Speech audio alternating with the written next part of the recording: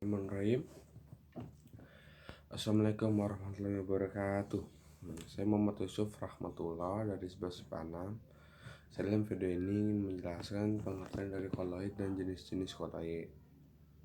Bismillahirrahmanirrahim. Koloid merupakan zat campuran dari heterogen di antara dua zat atau bahkan lebih, di mana partikel-partikel zat yang berukuran keloid atau fase terdispersi atau yang dipecah akan tersebar secara merata di dalam zat lain. Adapun ukuran dari partikel koloid ini sendiri adalah 1-100 mm. Ukuran yang dimaksud itu bisa berupa diameter, panjang, lebar, dan tebal dari suatu partikel.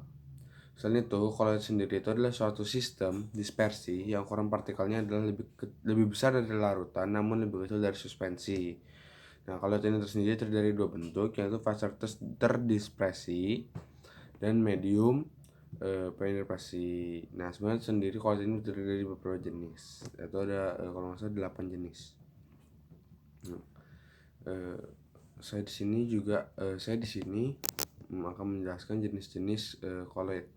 Pertama, sol. Koloid yang pertama adalah sol. Sistem koloid ini terbentuk dari fase terdispersi berupa padatan dan fase pendispersinya berupa cairan. Contohnya itu ada emas, tinta, atau cat. Sol padat.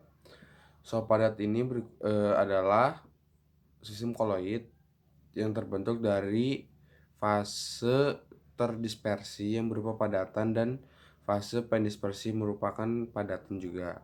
Contohnya itu adalah gelas berwarna dan tinta hitam.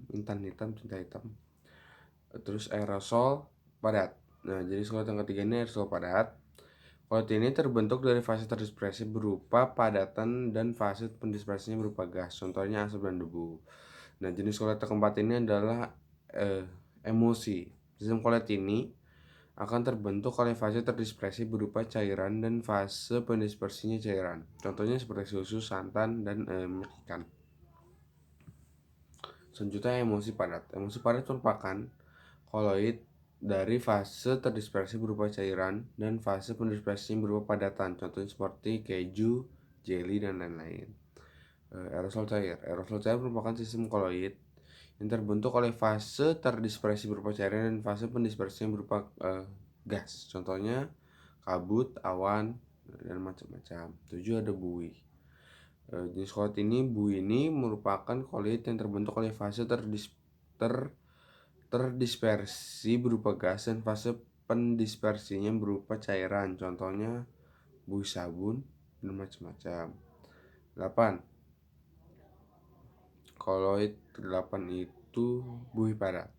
Nah, sistem koloid ini terbentuk dari fase terdispersi berupa gas dan fase pendispersinya berupa padatan. Contohnya itu batu apung atau karet busa. Itu contoh-contohnya dari jenis koloid. Itu bukan contoh, pencapaian saya dalam video ini tentang pengertian koloid dan jenis-jenis koloid. Sekian dari saya. Wassalamualaikum warahmatullahi wabarakatuh.